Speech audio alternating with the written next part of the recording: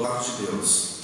Ele vos deu vida, estando vós mortos nos vossos delitos e pecados, nos quais andastes outrora, segundo o curso deste mundo, segundo o príncipe da potestade do ar, do Espírito que agora atua nos filhos da desobediência, entre os quais também todos nós andamos outrora, segundo as inclinações da nossa carne, fazendo a vontade da carne e dos pensamentos, e éramos, por natureza, filhos da ira, como também os demais. Mas Deus, sendo rico em misericórdia, por causa do grande amor com que nos amou, e estando nós mortos em delitos, nos deu vida juntamente com Cristo. Pela graça sois salvos, e juntamente com Ele nos ressuscitou e nos fez assentar nos lugares celestiais em Cristo Jesus, para mostrar nos séculos vindouros a suprema riqueza da sua graça em bondade para conosco em Cristo Jesus. Amém. O texto básico está logo em seguida, os versículos 8 e 9. Porque pela graça sois salvos, mediante a fé. E isto não vem de vós, é dom de Deus, não de obras, para que ninguém se glorie. Importante que esses versículos sejam memorizados, para que o ensino dessa manhã fique bem gravado nos nossos corações. A importância de reconhecer a salvação pela graça e pela bondade de Deus. A lição dessa manhã tem por objetivos, primeiro, entender à luz da Escritura a incoerência das seguintes doutrinas romanas: missa em favor dos mortos, indulgências e salvação por méritos. Embora tão antigas, essas práticas ainda continuam sendo repetidas. Eu vi um vídeo de um padre falando que tem caído em desuso a missa em favor dos mortos. Porque ele disse algo bem interessante. Primeiro, pela carência de padres no Brasil. Segundo, porque algumas faculdades teológicas, ele usou essa expressão, têm usado a acusação dos protestantes. Então, muitas faculdades têm deixado de ensinar isso. Glória a Deus. Então, é sinal que muitos já reconheceram que não tem o menor fundamento bíblico, como nós vamos entender à luz das Escrituras. Segundo objetivo, compreender que a nossa salvação depende exclusivamente da graça, do favor, da bondade de Deus. E o terceiro objetivo, proclamar essa verdade do Evangelho. O Evangelho que salva, o Evangelho que dá nova vida ao pecador. Essa é a incumbência que o Senhor nos confiou como igreja, como seus discípulos, de anunciarmos o Evangelho. Inicialmente, para entender acerca da salvação pela graça, é importante nós reconhecermos que o estudo da salvação, da doutrina da salvação, que é a soteriologia, faz toda a diferença na prática de vida cristã. Ou seja, a partir daquilo que nós compreendemos pelas Escrituras, o que é a salvação, como ela acontece na vida do homem, isso vai determinar toda a nossa prática cristã. Por isso que é importante o estudo da doutrina da salvação. Nós temos convicção do que a Bíblia nos ensina, tanto para vivermos uma vida cristã, segundo o que a palavra de Deus nos ensina, quanto para ensinar a outros. E nós temos muitas pessoas que ainda estão mergulhadas no romanismo, são pessoas sem entendimento da palavra. Você pergunta para elas: você estuda a Bíblia? Não. Você lê a Bíblia? Não. Você vai à missa? A maioria diz que vai de vez em quando. Então, é uma grande massa mergulhada na escuridão, na completa ausência do ensino da palavra de Deus. E são pessoas com as quais nós convivemos.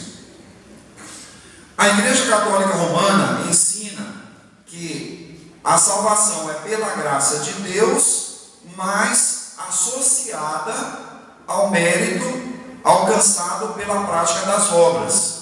Isso é o que no estudo da doutrina da salvação chama de sinergismo. É uma palavra que tem o sentido de trabalhar junto.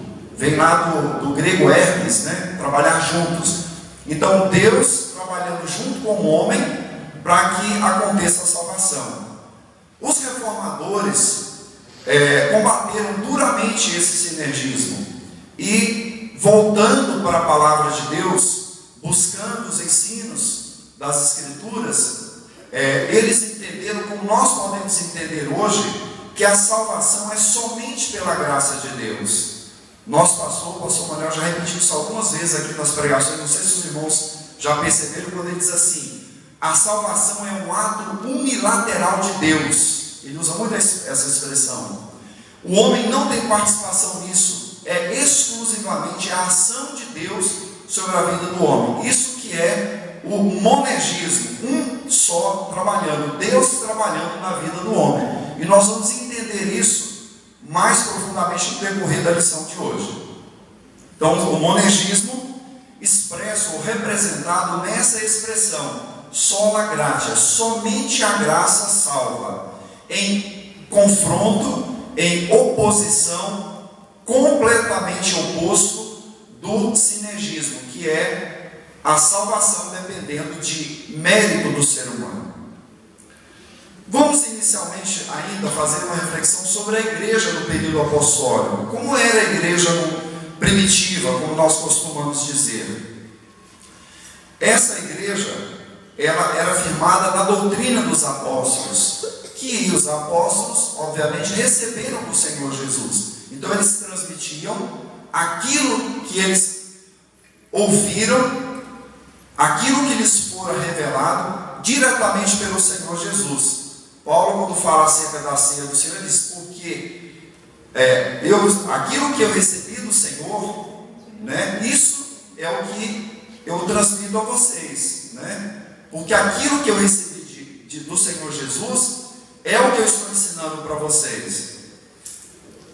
A igreja vivia numa simplicidade, um cristianismo muito simples.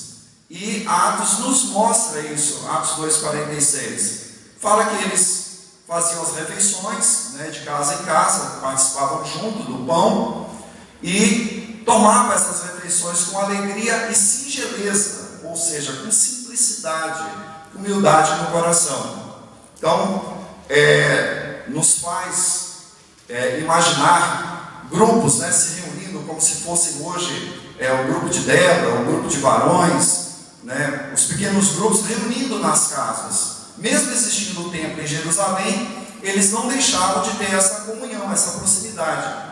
Certamente é o momento em que nós vamos nos conhecer melhor e nos relacionar verdadeiramente, porque na igreja, às vezes o tempo aqui, após o culto ou antes dele, é muito curto para conversarmos, para compartilharmos as alegrias, as preocupações, porque durante as liturgias nós não temos tempo para isso. Então eles usufruíam dessa comunhão. E quando a igreja se propõe, a liderança se põe hoje a trabalhar com o discipulado da igreja para que isso seja estreitado. Então, momentos de comunhão para estreitarmos o relacionamento cristão. E essa igreja, interessante, ela não tinha uma ênfase voltada para o templo, né? Você vai encontrar, por exemplo, no livro de Romanos e em Filemão, expressões que nos mostram claramente que a igreja estava reunida nas casas, né? A igreja que está em sua casa, está dizendo ali, saudai também a igreja que está em sua casa, saudai Epêneto, Romanos 16:5. Lá em Filemão diz: e a nossa amada Áfia e a Arquipo, nosso camarada, e a igreja que está em tua casa. Então a igreja funcionava nos lares, não só no templo. Principalmente depois que houve a grande perseguição em Jerusalém, depois da morte de Estevão, no capítulo 7. O capítulo 8 inicia falando, né, de uma perseguição brutal contra a igreja. E os crentes se dispersaram, saíram de Jerusalém para a Judéia, para Samaria, e se cumpriu Atos 1:8, porque eles foram dispersos e foram pregando o Evangelho. Então, no início, obviamente, a dificuldade de ter templos funcionava nas casas, funcionava nos lares. Foi assim no início. E a partir do capítulo 13, lá, quando fala, a igreja chegou até Antioquia da Síria. E daí, quando Paulo e Barnabé são enviados, vai aos confins da terra. Então, durante muito tempo, nós podemos imaginar, obviamente que a Bíblia não relata, porque a Bíblia não se detém a esses detalhes, mas podemos crer que nos primeiros séculos, muitas igrejas funcionaram nas casas, nos lares das pessoas. Foi assim. E a ceia do Senhor, como que era? A forma ensinada pela palavra de Deus, aquilo que Paulo disse, lá em 1 Coríntios 11, quando ele fala da ceia, quando ele diz, porque o que eu recebi do Senhor também vos ensinei, ele mostra que a forma correta de preparar-se para a ceia do Senhor era pelo autoexame, que nos leva a fazer uma reflexão da nossa vida pessoal com Deus, nos arrependermos sincera e profundamente dos nossos pecados e pedimos uma mudança de atitude, para podermos participar dignamente do pão e do vinho, simbolizando o corpo e o sangue de Cristo. Então, um breve panorama da igreja primitiva e dos primeiros tempos. Assim funcionava. O tempo se passou. Nós temos um marco na história, que é quando o cristianismo passa a ser a religião oficial do Estado, lá com o imperador Constantino, no IV século. E daí por diante, a igreja católica romana, que existe hoje, com essas tradições que remontam a esses séculos, ela progressivamente foi se afastando dessa simplicidade, daquela igreja dos tempos apostólicos. Várias outras coisas foram sendo incorporadas. Primeiro, houve-se a partir de então uma ênfase no templo e nas liturgias. Quando você visita Israel, você encontra várias igrejas católicas construídas sobre locais que a Bíblia relata, que são, vamos assim dizer, locais sagrados, e que algumas dessas igrejas, a gente encontra os guias lá, as pessoas que nos fazem as explicações, dizendo, olha, essa igreja foi mandada construir pela mãe do imperador Constantino. Então houve uma ênfase a partir de então no templo e nas liturgias dentro desse templo. E nós, de certo modo, herdamos isso. Nós temos muita dificuldade hoje de fazer um culto, ou nos lares, ou fora da igreja. A gente marca, por exemplo, o evangelismo nos lares, é muito difícil. Parece que é uma tradição tão forte, arraigada na nossa cultura cristã, que é difícil reunir. As irmãs têm mais dificuldade, mais facilidade, nos grupos de delas. Mas nós, varões, já temos essa dificuldade. Quando fala de culto, então, nos lares, é muito difícil, por conta dessa tradição que já vem de muito tempo. Não estamos dizendo que é errado ter a atividade no culto, as atividades na igreja, não é isso, É questão da ênfase. O que é mais importante? O mais importante é o corpo de Cristo, que somos nós.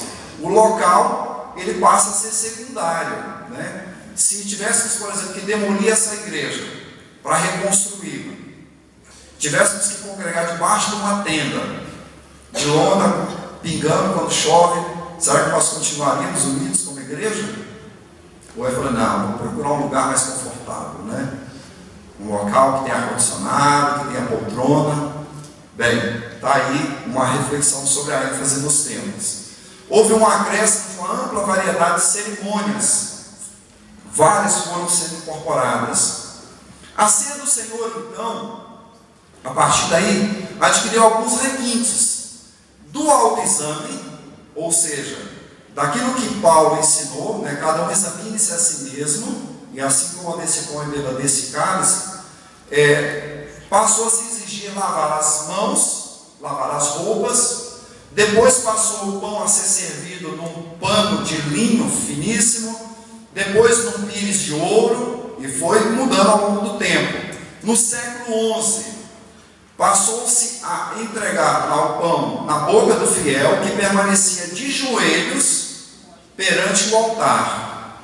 Depois, às portas da morte, ou seja, quando as pessoas estavam muito doentes, prestes a falecer, a ceia passou a ser ministrada para essa pessoa como alimento para a jornada, como se ela tivesse que ainda percorrer um outro caminho, né?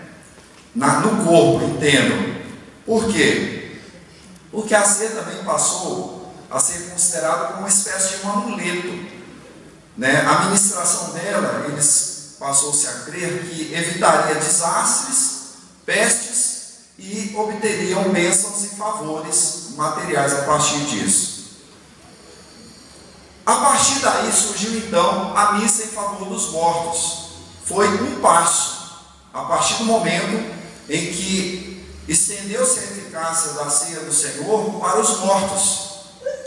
A partir desse momento, se ministra a ceia, então se faz também uma celebração. Existia um costume pagão que ele se popularizou nos primeiros séculos, de fazer ofertas e orar pelas almas dos mortos no aniversário da morte dessa pessoa. E, como a gente observa na história do catolicismo, muitas práticas pagãs foram incorporadas ao longo dos séculos, numa espécie de sincretismo religioso, né? Isso traz muita gente para dentro dos templos, então vamos incorporar isso na liturgia. E foi o que aconteceu com a missa em favor dos mortos a partir desse costume pagão, de fazer essa celebração pelo morto. Então Gregório I, chamado Magno, um papa que atuou de 590 a 604, ele estabeleceu, logo no início do papado dele, a doutrina do purgatório, que foi outra invenção, outra incorporação pagã à doutrina católica, no ano de 593. A ceia, então, ela foi reinterpretada como oferta do próprio corpo e do sangue de Cristo em favor do parente morto. Deu-se um novo sentido. Então percebam que essas mudanças, elas não ocorreram de um dia para o outro. Foram se passando os séculos, à medida em que há um distanciamento da palavra, há uma incorporação de novas práticas. Por que a ênfase central da teologia reformada é voltar-se para a Escritura? Porque se nós não fizermos isso hoje, nós igualmente corremos os mesmos riscos que os nossos primeiros irmãos correram, de passar o tempo e tantas outras coisas serem incorporadas. Então nós precisamos ter a palavra de Deus como centro, exclusivamente a palavra, a simplicidade, a centralidade, a inerrância das Escrituras. Ela tão somente vai falar para nós, a voz de Deus para nós, a profecia revelada de Deus para nós. Então, a partir disso daí surgiu essa prática de fazer a celebração em favor dos mortos. A missa pelos mortos, a partir também com o passar do tempo, a partir que essas missas foram sendo realizadas com o passar do tempo e relembrando a morte dos entes queridos, houve também essa crença, estabeleceu-se essa crença de que ela poderia reduzir as penitências e punições da pessoa morta, aliviando a pena dela no purgatório. Para o romanismo, o purgatório é um local intermediário entre a vida terrena e a eternidade, onde a pessoa fica lá purgando, pagando seus pecados. É uma doutrina muito cômoda para quem quer viver de solução. Eu morro aqui de qualquer jeito, depois os meus parentes choram por mim, fazem missa, rezam, fazem penitências, vão pagar as penitências e as minhas culpas, os meus pecados, e aí eu salto para a vida eterna. Cômodo, simples, mas extremamente diabólico, carnal, humanista, ao extremo, centrado no extremo egoísmo do ser humano. Ele vive para si longe de Deus e depois o outro vai aproximá-lo de Deus. não é assim. O relacionamento de Deus conosco, toda a Escritura mostra, é pessoal. Deus trata coletivamente, mas é pessoal. Cada um de nós tem a sua responsabilidade diante de Deus pelas nossas escolhas, pelas nossas atitudes, por aquilo que nós fizermos, seremos responsabilizados pessoalmente. Lá em Apocalipse, quando fala que vão se abrir os livros, e depois assim, abriu-se outro livro, que é o livro da vida. Nós cremos, com base em outros textos, que tudo que nós falarmos, ou fizermos, ou deixarmos de fazer, será registrado. Porque a palavra de Deus diz que toda palavra frívola, inútil, vã que nós proferirmos, nós daremos conta dessa palavra. Então vão se abrir os livros, e os homens serão julgados segundo o que está escrito nos livros. Então existe essa responsabilidade. Então, e essa crença, para justificar, eles usaram o livro de 2 Macabeus, um livro apócrifo, que diz assim: santo e salutar pensamento esse de orar pelos mortos. Eis porque oferecemos sacrifício expiatório pelos defuntos, para que fossem livres dos seus pecados. Era um livro apócrifo antes, e ele foi incorporado como livro canônico, por isso que ele faz parte da Bíblia da Igreja Católica Romana, e ele foi incorporado em 8 de abril de 1546, nesse concílio de Trento, que foi o concílio mais longo da história da igreja, de 1545 a 1563, teve 3 períodos que se reuniu, e nessa data aí foi aprovado. Por que isso? Tudo tem uma razão de ser. A Igreja Católica, depois de 1517, quando se estabeleceu a Reforma Protestante, que eclodiu em vários países da Europa, o desejo de muitas pessoas de se voltarem mesmo à Escritura, de abandonar tudo aquilo que era prática incorporada do paganismo, a Igreja Católica iniciou um movimento de contra-reforma, chamado também de Reforma Católica, que foi um esforço contra os protestantes, porque eles, os protestantes, nós, os que protestam contra todo tipo de heresia, combatiam, e nós devemos combater duramente as doutrinas romanistas do purgatório, porque não tem base bíblica, Veja que o livro só foi incorporado depois, para justificar uma prática pagã, um livro que é cheio de contradições, cheio de erros. Se vocês pesquisarem, não nessa semana, porque é de jejum de internet, mas depois, pesquisarem sobre os livros apócrifos, um site sério, só um minutinho, você vai encontrar vários comentários, é uma lista enorme, nós não temos tempo, o tempo aqui não é suficiente para abordar, mas você vai encontrar muitos erros, muitas contradições, não eram canônicos, desde os primeiros séculos, não lembro a data que foi escrito, mas ele só foi incorporado depois. Veja a má intenção dos líderes de fazer isso. E só mais um comentário, tem um historiador que diz que nesse concílio estavam reunidos 49 grandes líderes da igreja católica na época. E num dado momento desse concílio, diz que cerca de 40 desses bispos ou cardeais, não sei como é que chamava na época, eles se atracaram em luta corporal mesmo, uns agarrados às batinas e às barbas uns dos outros. Imagina, foi nesse ambiente espiritual que eles resolveram canonizar o livro apócrifo de 2 Macabeus. Pastor, por favor.